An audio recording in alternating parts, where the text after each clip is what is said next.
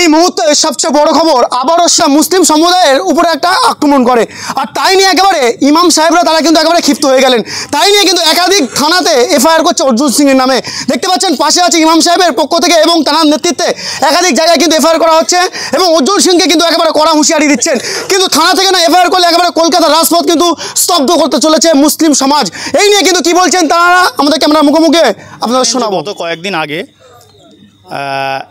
BJP নেতা, less কাটা BJP নেতা, যার চরিত্র ঠিক নেই, জন্মের গণ্ডগোল আছে, যে কোন ঘাটে পানি খায় তার কোনো ঠিক নেই, এই দুশ্চরিত্র বিজেপি নেতা অর্জুন সিং ভাটপাড়ায় অনুষ্ঠানে বলেছে যে মুসলিম ধর্মের কোরআন শরীফে লেখা আছে, একজন স্কলারের বক্তব্য শুনেছি যে জেনা করলে কোনো গোনা নেই, ইসলাম ধর্মে এমন কোনো বিধান লেখা নেই, কোনো অন্যায় না, ধর্ষণ করলে কোনো অন্যায় হয় না, কোরআন শরীফে লেখা নেই।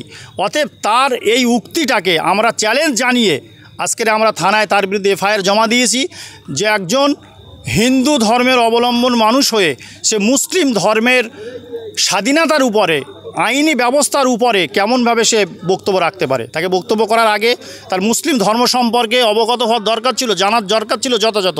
আল্লাহ পাক কোরআন শরীফের ভিতরে জানিয়ে দিয়েছেন, তার কোরআন পড়া দরকার ছিল। কোরআন শরীফের ভিতরে আল্লাহ জানিয়েছেন ওয়ালা তাকরাবু জিনা ইন্নাহু কানা ফাহিশা ওয়া সাআ সাবিলা, যে আল্লাহ কালামুল্লাহ শরীফে জানিয়েছেন যে তোমরা জেনার ধারে কাছে যেও না। জেনা তো করা দূরের কথা, কেন এটা চালচলন খারাপ, এটা অশ্লীল কাজ, দুর্গন্ধময় কাজ, পাপাচার কাজ। এই জন্য কোরআন শরীফের ভিতরে আল্লাহ বলেছেন, এবং আল্লাহ কোরআন শরীফের ভিতরে অপর জায়গায় বলেছেন আযানিয়াতু আযানি ফাজলিদু কুল্লা ওয়াহিদিম মিনহুমা মিয়াতা জালদা। কেউ যদি জেনা করে, সে যদি বিবাহিত না হয়, তাহলে 100 ডররা করো, 100 তাকে বেত্রাঘাত করো। কাজী শরিয়াতের যারা বিচারক তারা বিচার করবে, 100 বেত্রাঘাত করা হবে। এমনকি কোরআনের আইন যেখানে চালু আছে সৌদি আরবে আমরা দেখেছি যে 100 বেত্রাঘাত করলে কোনো মানুষ মারাও যেতে পারে, এমন তাকে শাস্তি দেওয়া হবে। কেন? এটা পাপাচার কাজ। আল্লাহ কালামুল্লাহ শরীফের ভিতরে অপর জায়গায় 18 পারা জানিয়েছেন কুল্লিল মুমিনিনা ইয়াগুদ্দুনা মিন আবসারিহিম ওয়া ইয়াহফাজুনা ফুরুজাহুম, যে আল্লাহ নারীদেরকে বলেছেন, পুরুষদেরকে বলেছেন যে তোমাদের দৃষ্টি সংযত করো এবং তোমাদের চোখটাকে নিবারণ করো। এবং অপর জায়গায় পরের আয়াতে আল্লাহ বলেছেন যে নারীদের তোমরাও দৃষ্টি সংযত করো, তোমাদের আবরুকে, শরীরকে ঢেকে রাখো। কেন? তোমাদের শরীরের উপর অন্য কেউ নজর দিতে পারে, জেনা হতে পারে, জেনা থেকে তোমরা দূরে থাকো। অতএব আমরা এখান থেকে জানতে পারি যে কোরআনের বিধান অনুযায়ী জেনাটা করা তো দূরের কথা, জেনার ধারে বাড়ে যাওয়া, সেই সঙ্গে কোনো রকম আলোচনা করাও এটা অন্যায়, গোনা, এটা হারাম। অতএব অর্জুন সিং যে কথাটা বলেছে তার নিজের বানাওয়াট কথা। অতএব এই বানানো কথার জন্যে, ইসলামকে কুলঙ্কিত করার জন্যে, হিন্দু মুসলমানদের মধ্যে ভ্রাতৃত্বকে ফাটল ঢোকানোর জন্য, উস্কানিমূলক বক্তব্যের জন্যে তাকে গ্রেপ্তার করা হোক এবং তাকে গ্রেপ্তার করা হোক।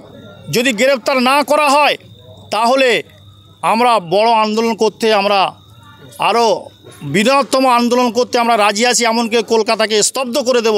আমরা সরকারের প্রতি বিশ্বাস রাখি, প্রশাসনের উপরে বিশ্বাস রাখি যে এই রকম নোংরামি, বিভাজনমূলক বক্তব্য করার জন্যে আইনি আওতায় এনে তাকে শাস্তি দেওয়া হোক, দৃষ্টান্তমূলক তাকে শাস্তি দেওয়া হোক, প্রকাশ্য সে ক্ষমা চাক, তাকে শাস্তি দেওয়া হোক। যদি শাস্তি না দেওয়া হয় তাহলে আমরা এরপরে সিদ্ধান্ত আপনাদেরকে জানাবো। এই যে একেবারে বারবার মুসলিমদের উপর হামলা এবং আক্রমণ করা হচ্ছে, কি বলবেন? যে একেবারে বিজেপি সরকার, সেখান থেকে একেবারে বারবার মুসলিমদের উপর আক্রমণ করা হচ্ছে।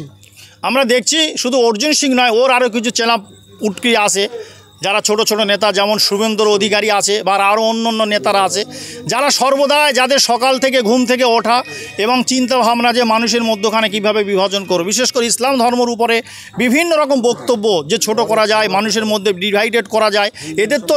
এদের তো নীতি হলো যে মানুষকে হিন্দু মুসলমান আলাদা করে দিয়ে আমরা ভোট ব্যাংকে একত্রিত করা।